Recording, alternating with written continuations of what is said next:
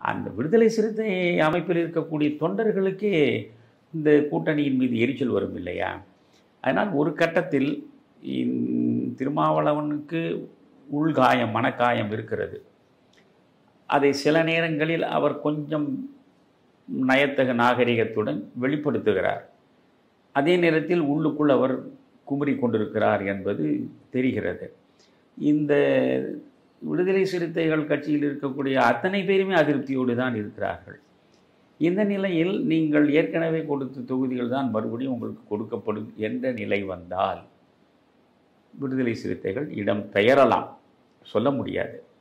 அப்பொழுது அதற்கான வாசற்கதவை தான் விஜய் திறந்து வைத்திருக்கிறார்.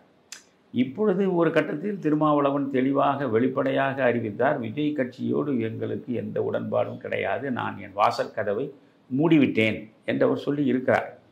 ஆனால் அவர் தேசிய அளவில் இந்தி கூட்டணியில் இருக்கிறார்.